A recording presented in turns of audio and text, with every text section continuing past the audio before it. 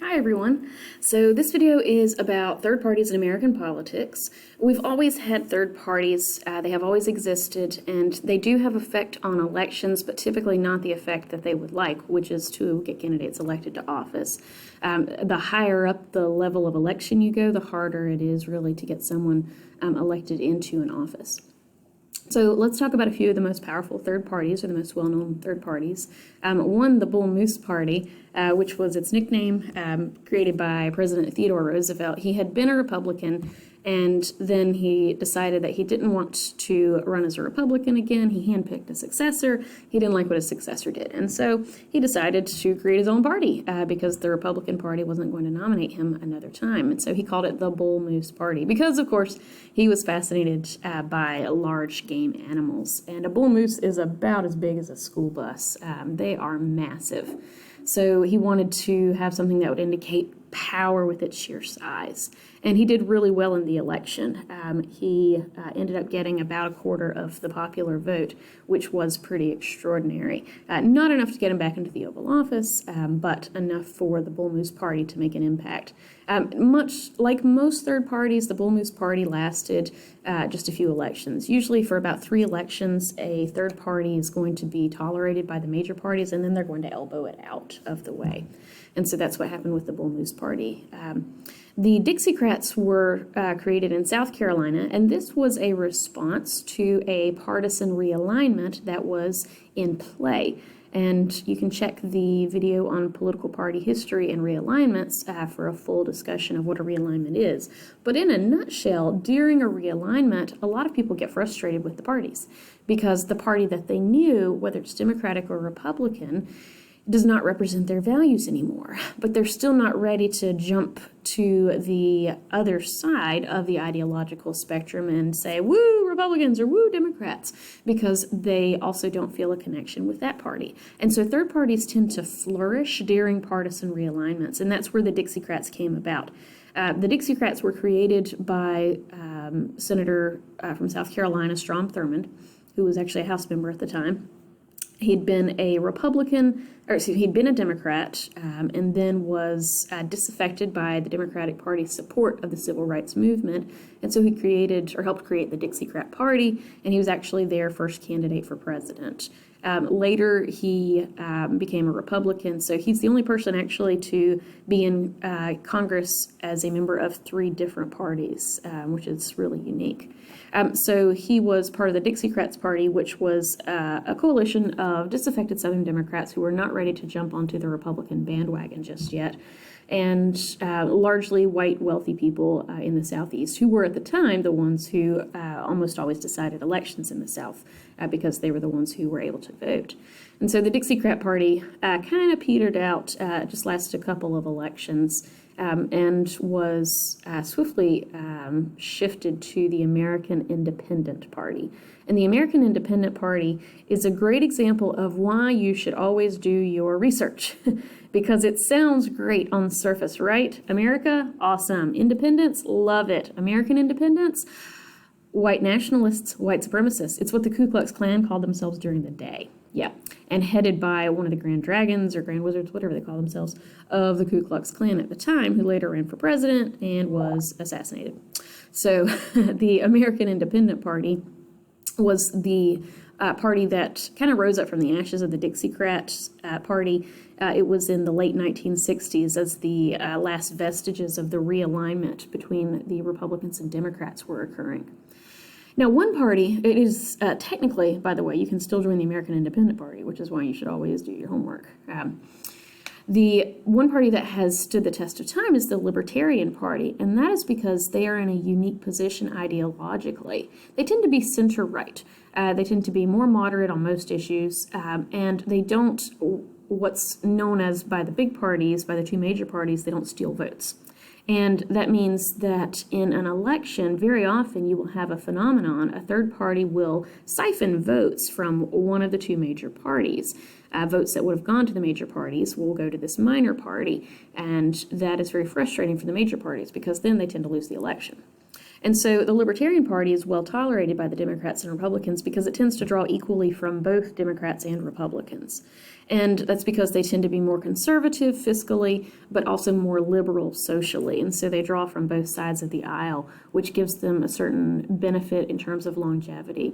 And the Libertarian Party did quite well in the last couple of presidential elections, 2008 and 2012 and 2016, ran some pretty strong candidates. 2016, for the very first time, we had two minor parties on the ballot in all 50 states, the Libertarian and the Green parties, and that's pretty extraordinary. It is challenging for third parties to get on ballots in states. You have to collect a certain number of signatures of registered voters in the states. And so that was an indication of some frustration with the major parties, that there were so many options for minor parties in all 50 of those states. The Libertarian Party had a strong candidate in 2016, Governor Gary Johnson, who was able to double his amount of popular vote from the prior election, which is really extraordinary. That is pretty amazing. Now, the candidate in 2020, Jo Jorgensen, definitely not making as much of a splash as Gary Johnson did. But the Libertarian Party is one that is likely to continue sticking around, whether we go through a de-alignment, a realignment, whether the Republicans are in power, the Democrats are in power. Now, the Reform Party is one that's remaking headlines. It was a party that existed in the early 90s. They were a party basically by billionaires for billionaires. So the Reform Party was something that had a platform for the super wealthy. Their very first presidential candidate, by the way, was someone you might be familiar with. His name was Donald Trump. Yeah, right? Sound familiar? The most success that they ever had electorally was in the Reform Party was with Ross Perot. And Ross Perot was a billionaire oil tycoon from Texas, richer than you can ever imagine. He's this little tiny squeaky dude. He had a really squeaky voice. If I could do accents, I would, guys. Fortunately for you, I cannot. But imagine super strong Texas drawl, but it's squeaky because he was tiny. You know, he was like pocket-sized. And richer than you can imagine, guys. I mean, he owned a copy of the Magna Carta. That's amazing. The Magna Carta. Ugh. And this is really cool. He didn't keep it in his house, which you totally could do if you own a copy of the Magna Carta. He donated it in perpetuity to the Smithsonian. So if you go to D.C., you can go to the National Archives and see it. It's amazing. So way to go there. But he really made a splash in the 92 election and then lesser so in 96. And he gained a significant number of popular votes in that election, no electoral college votes, which is pretty typical of third parties. The most recent third party to make an impact in American elections is the Green Party, which ideologically is to the left of the Democrats, and it's been kind of a thorn in the side for the Democrats for the last several elections. And that's because if the Green Party was not running candidates, then Democrats would have won lots more elections because those very left ideological votes going to the Green Party would have gone towards the Democratic candidate if the Greens weren't in the race. And that's what brings us to third-party candidates. What is the impact of a third party when they run a campaign? Typically, it is disappointing for the party that's ideologically most similar to them. It's also typically disappointing for the third party. So what happens there? Okay, let's say you've got a close race. Maybe it's 50-50, all right? Anybody can win. It's a toss-up. And you throw a candidate into the race from a third party. So if it's a Green Party candidate far to the left, or maybe it's a very conservative Republican candidate very far to the right, then what you're going to do is siphon away just a few of those votes because not a lot of people vote for third-party candidates. You're going to siphon away some of those votes from that party and kick it to the other side, okay? So that can even happen with parties or with elections that are not that close. The Bull Moose election, for example, where Teddy Roosevelt ran, I told you he got about a quarter of the vote. That's amazing, okay? The Republican candidate who was ideologically most similar to Teddy Roosevelt in the Bull Moose candidate, got about 35% of the election, which was a really good number, okay? Together, they got about 60% of the vote, but they were running separately. They were running as different parties, and that meant that the election was kicked to the Democratic Party, who won, Woodrow Wilson became president with just 40% of the vote. And those numbers are rough, guys, just for purposes of making it easier to understand. So third parties typically have an impact that the major party that's closest to them ideologically does not like. And that's where the Green Party candidate comes into play. Why is it called nadering the vote? Okay, so back in 2000, we had one of those 50-50 races.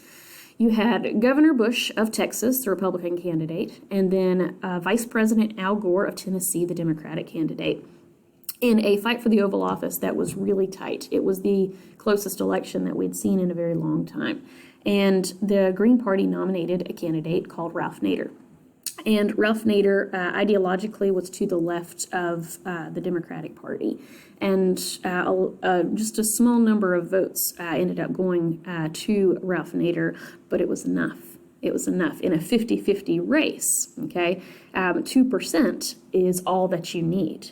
Now, if Ralph Nader had not been in the election, then Al Gore would have won the presidency without the challenges that existed, without the tie, without Florida, without all the recounts and all that. So third-party candidates can have such a significant impact.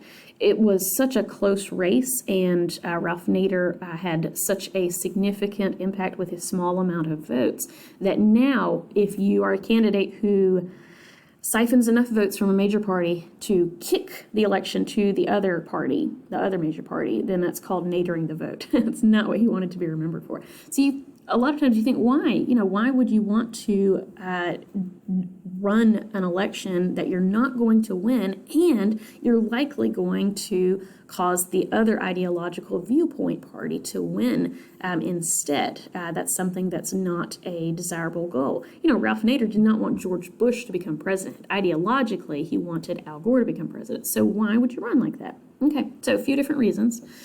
The first is that a lot of times third parties think that it's not going to be close enough to make a difference, which is a valid statement to make. In 2000, it was obviously close enough. The concept of nadering the vote means that if you are going to actually make a difference, you've got to have a super, super tight race. And when the Green Party decided to enter the race, it wasn't as tight. So that's something that makes a difference whether you decide to run or not. But the really, really big reason that third parties want to run candidates for election is for something called matching funds. Matching funds refers to a pool of money that any major candidate can draw from. Right now it's about $84 million in order to promote their candidate for president.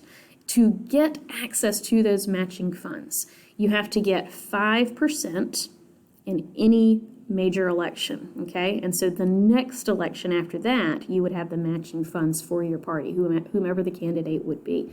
And that is huge for third parties who regularly cannot raise more than just a few $1 million. $84 million is extraordinary. Now, the Republicans and Democrats don't accept the matching funds anymore because they can raise much more than that on their own separately. But that 5% of the vote is what's extraordinary. And so that was what Nader's hope was. That was what Dr. Jill Stein's hope was in 2016, to gain 5% of the vote, oops, there we go, in order to be able to run on a much more comparable level with the major parties in the next election cycle, and for the party that's ideologically closest to them to win. It's why specifically Jill Stein asked for recounts in Michigan, Wisconsin, and Pennsylvania after the 2016 election, because she wanted to prove she did not nader the vote in those three states, which ultimately flipped the Electoral College vote to President Trump. She totally nadered the vote. She did. The recount only proved that she did, in fact, nader the vote in those states. So she's not running for election again. But third-party candidates do have that typical major impact that can be very extraordinary.